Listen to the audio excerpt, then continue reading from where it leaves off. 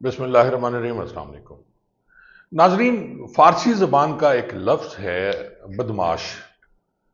अच्छा, अब आप कह रहे होंगे कि मैं इस लफ्ज़ का जिक्र क्यों कर रहा हूँ। बदमाश के मानी जो हैं वो बद का मतलब बुरा या ख़राब, और माश का मतलब है ज़रिया रोज़गार। यानी जिस शख्स का ज़रिया रोज़गार ख़राब होगा उसे बदमाश कहते हैं। फिर वक्त के साथ साथ बदमाश जो है वो शरारतन भी कहा जाने लगा, बदमाश महबूब को भी कहा जाने लगा। एक गाना भी है कि बड़ा बदमाश है तू, बड़ा फलां है तू। तो ये गाने, ये सारी चीज़ें, बदमाश लफ्ज़ जो है बच्चों को भी कहते हैं, जी फलाना बच्चा बड़ा बदमाश है। हालांकि उसके लफ्जी माने नाज़रीन ये देख लें, वो ये हैं कि बद का मतलब बुरा, खराब, और माश का मतलब जिसका रोजगार का जरिया जो है वो खराब हो। फिर इसके साथ पुलिस, मैं आपको पुलिस रूल्स और पुलिस की बात कर रहा हूं। उसमें बदमाश जो हैं वो बस्ता अलिफ और बस्ता बे के बदमाश होते हैं। और बस्ता बे का बदमाश पहले बनता है, वो कैसे बनता है? वो इस तरह बनता है कि अगर एक शख्स जिसकी सजायाबियां हो तीन या तीन से ज्यादा, बाप 12 और 17 में तलबीस सिक्का है जी, जैली करेंसी बनाना, और उसके बाद जो है चोरी चकारी की डकैती जिसमें उसको सजाएं हों, उसको, उसका एक हिस्ट्री शीट बनता है बस्ता बे का, और उसका इंदराज रजिस्टर नंबर 10 में होता है। ये थाने का रजिस्टर नंबर 10 है, जिसे बदमाशों का रजिस्टर कहा जाता है। अच्छा, ये एसपी करता है या डीपीओ करता है जी, उसकी अथॉरिटी है। एसएचओ रिकमेंडेशन बना के भेजता है कि मेरे रजिस्टर नंबर 9 हिस्सा पंजम में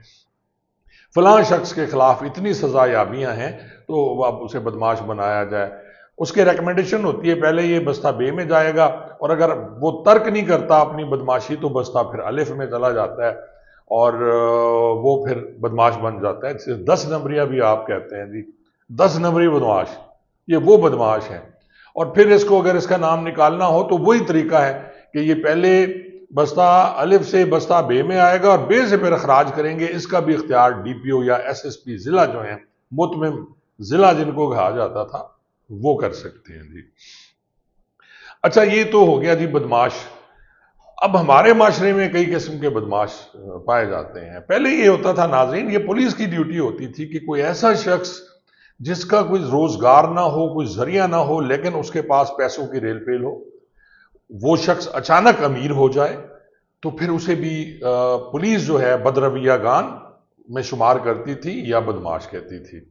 अब बदरविया गान जो हैं ये वो होते हैं जिनका रवैया बेहतर ना हो, मतलब शराबी है, जुआ खेलता है, चोरी चकारी छोटी मोटी कर लेता है, वो बदरविया गान। आपने अक्सर देखा होगा कि पुलिस जो है वो एफआईआर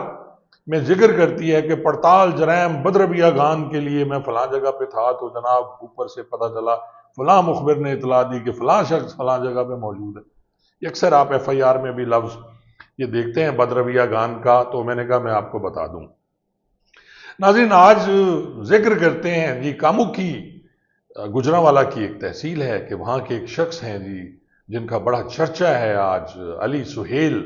साहब जो हैं विर्क। अच्छा, अली सुहेल साहब विर्क के बारे में आपने बड़ी बातें सुनी, बहुत कुछ सुना।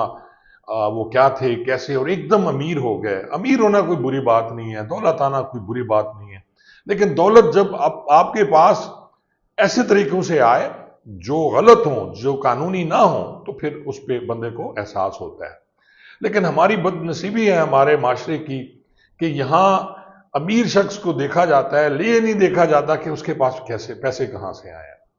जब से ये टाउन बने, डीएचएस बने, बैरिया टाउन, बाकी टाउन्स, तो साथ वाले का पता नहीं होता, एक फ्लैट वाले को दूसरे फ्लैट वाले का पता नहीं होता, साथ में घर है ये नहीं पता वहां कौन रह रहा। जो मोहल्ले थे, मोहल्लों में ये होता था हर शख्स को एक दूसरे का पता होता था, ये फलां का बेटा है, फलां का बेटा है, फलां का बेटा है, इसके फलां है, हर चीज एक दूसरे को पता होती थी, और एक दूसरे के वो दुख सुख में भी काम आते थे। लेकिन अभी वो क्योंकि खत्म हो गया। अच्छा, अली सुहेल साहब जी, इनकी कहानी, थोड़ी सी कहानी ये है कि ये इनके वाले साहब इंतहाई गरीब बहुत तो नहीं, लेकिन मिडिल, लोअर मिडिल क्लास से इनका ताल्लुक। सुहेल साहब जो हैं, अब सुहेल साहब जो हैं उनका एक बेटा, उनके 3 बेटे हैं जी, उमर है, तला है, और ये अली साहब हैं। अली साहब ने फौज में ये हो गया जी, خود کو کیپٹن بھی لکھتے ہیں فوج میں، یہ پھر وہاں سے بھگوڑے ہو گئے فوج سے، پتہ نہیں کیوں ہوئے، اس کی بہت سی وجوہات بتائی جا رہی ہیں، لیکن یہ ڈسکس کرنا مناسب نہیں ہے۔ علی صاحب فوج سے بھگوڑے ہوتے ہیں اور یہاں پھر آتے ہیں تو مبینہ طور پر کہا جاتا ہے کہ ان کے جو ان کی والدہ صاحبہ ہیں وہ ان کا تعلق احمدی جو فرقہ ہے اس سے تھا، اور پھر یہ جرمنی چلے جاتے ہیں اسی گراؤنڈ پہ کہ یہ احمدی ہیں، اور وہاں جا کے یہ پناہ لیتے ہیں، اور اس کے بعد پھر ترقی ہوتی ہے، یکدم ترقی ہوتی ہے ودن 2 اور 3 ایئرز جو ہے ان کے، ابھی جو پچھلے اسی فروری میں یا جنوری میں ان کے بھائی کی شادی ہوتی ہے طلحہ کی، تو اس وقت احساس ہوتا ہے کہ ایک ایسا شخص جس کا کوئی پراپرٹی ایک سوائے گھر کے کوئی پراپرٹی نہیں ہے، وہ بھی اس کے والد کا ہے، اور وہ ایک رائس جو مل ہے جی، اس میں رائس مل میں یہ کیمپ لگتے ہیں، ٹینٹ لگتے ہیں، دھوم دھام سے شادی ہوتی ہے، اور لوگوں کی آنکھیں اس وقت پھٹی کی پھٹی رہ جاتی ہیں جب قیادت آتی ہے جی، ہمارے پولیس صوبہ کی آئی جی صاحب تشریف لے جاتے ہیں، سی سی پی او صاحب تشریف لے جاتے ہیں، پھر سارے پی ایس پی افسران، وہ دوسرے کمشنر، چیف سیکرٹری صاحب، 4 دن مسلسل یہ جاتے رہے جی اس شادی پہ، یہ ہمارے افسران،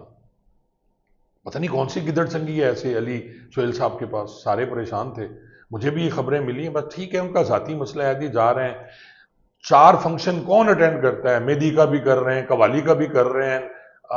ولیمے کا بھی کر رہے ہیں، نکاح کا بھی کر رہے ہیں، جیسے سگے بھائی کی شادی ہو میرے افسران کی۔ ویسے میں نے جرت کی تھی ایک دفعہ اپنے افسر کو بلانے کی، ڈی اے جی صاحب کو اور ڈی پی او کو، جب میرے بیٹوں کی شادی تھی کوئی نہیں آیا تھا، وہ ہماری شادیوں میں کوئی نہیں آتا، لیکن ایک ایسا شخص جس کے پاس دولت ہے، کوئی نہیں پتا کہاں سے دولت آئی ہے، اس کے پاس جانا بنتا ہے جی، جائیں جم جائیں جی، ہم کیا کر سکتے ہیں۔ خیر، پھر یہ تو کہانی جی علی سہیل صاحب کے جی، وہ ابھی بھی ادھر ہیں، پرتگال میں ہیں۔ اچھا، اب پھر یہیں سے جو جی خب کبھی نہیں بڑھنی تھی ناظرین، اب آپ کو سارا پتہ ہے، میں تفصیلاً آپ کو نہیں بتاتا، کہ ایک آر او صاحب ہیں جی، محمد اقبال، کوئی سنگھیڑا کہتا ہے کوئی سکھیرا کہہ رہا ہے، تو جو اقبال صاحب ہیں ان کی کرپشن کے چرچے بڑے عام ہوئے، اور ایک بیٹ بنانے والی کمپنی ہے ان کے ساتھ ان کا پھٹا ہوا، تو انہوں نے پھر درخواست دی، اب کون ہاتھ لگائے، یہ آر او ہیں۔ اب یہ جو اقبال سنگھیڑا صاحب ہیں، جب الیکشن ہوتا ہے خواجہ آصف کا، یہ اس وقت آر او تھے، پھر سمڑیال میں جب ضمنی الیکشن ہوتا ہے اس میں بھی آر او تھے، ایکسپرٹ آدمی ہیں اپنے کام کرنے میں، جو آر اوز کے الیکشن میں ہوتا ہے، سب کو پتہ ہے۔ اقبال سنگھیڑا بڑے خاص آدمی خواجہ آصف صاحب کے، اور خواجہ آصف صاحب کی اجازت کے بغیر ان کو اٹھا لیا گیا جی، اینٹی کرپشن اسٹیبلشمنٹ نے اٹھایا، کیونکہ ان کی شکایت ہوئی، پروف دیے گئے کہ یہ تقریباً 49 کروڑ سم تھنگ جو رقم ہے یہ انہوں نے باہر بھجوائی پرتگال، اور اس کے ساتھ پھر انہیں کہا گیا، یہ رشوت لی گئی ان سے، کوئی سوسائٹی کا ایشو تھا، پھر 14,70,000 یا اتنے ہیں ان کی ٹکٹیں لی گئی ہیں، سیر کرنے گئے، 2 فائلیں ان سے برآمد ہوئی ہیں، یہ آن ریکارڈ ہے، 2 فائلیں برآمد ہوئی ہیں ان سے، اور اس کے علاوہ ایک لینڈ کروزر گاڑی برآمد ہوئی ہے، اور 49 کروڑ کی بھی برآمدگی ہونی ہے اس پہ۔ پہلے 5 دن کا ان کا ریمانڈ لیا گیا، 2 تاریخ کو انہیں گرفتار کیا گیا، 3 تاریخ کو انہیں پیش کیا گیا عدالت میں، اینٹی کرپشن کی عدالت میں لاہور میں، اور اس کے بعد پھر ریمانڈ لیا گیا، 9 دن کا ریمانڈ ابھی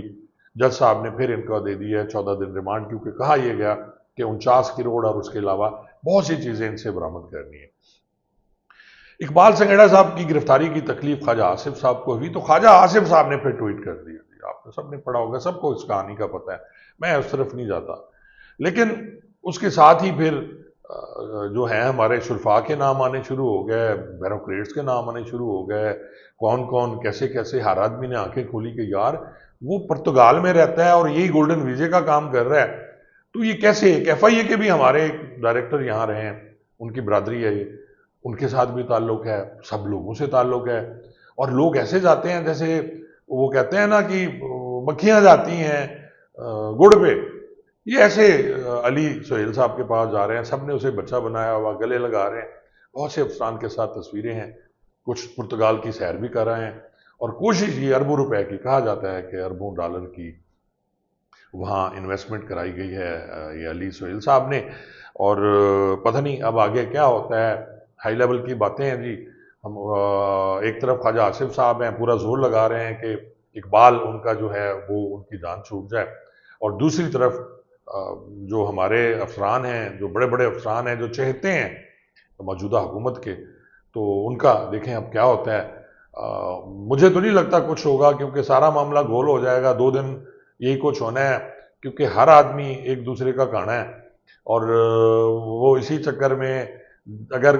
کسی نے چھیڑا تو پھر یہ بھی بولیں گے، یہ بھی بتائیں گے کہ کیا ہوا 8 فروری کو، کیا ہوا فلاں دن، کیا ہوا 9 مئی کو، کیا ہوا. تو پھر یہ ساری باتیں کھلیں گی. تو بہتر ہے کہ اب یہ مٹی پاؤ پالیسی میرے خیال میں اختیار کی جائے گی، جو میری اپنی آبزرویشن ہے. لیکن اس کہانی کو دیکھتے ہوئے میں نے آپ کو صرف آج تو بتانا تھا کہ بدماش کا مطلب کیا ہے. لفظ بد اور معاش یہ کیا کہتے ہیں، باقی چیزیں آپ بھول جائیے گا جو میں نے کہیں علی سہیل صاحب کے بارے میں، یا ملک اقبال کے صاحب کے بارے میں، خواجہ آصف صاحب کے بارے میں، ہمارے جو آئی جی صاحب ہیں، سی سی پی او صاحب ہیں، ان کے بارے میں. وہ تو ایویں بس بات تھی، درمیان میں آ گئی. اصل میں آپ کو بتانا چاہ رہا تھا کہ لفظ بدماش کے معنی کیا ہے. آپ بھی ڈکشنری کھولیے، فارسی کا یہ لفظ ہے، اور اس پہ بیٹھ کے تحقیق کیجئے، اور نیچے کمنٹس میں آپ ضرور نے لکھنا ہے کہ لفظ بدماش جو ہے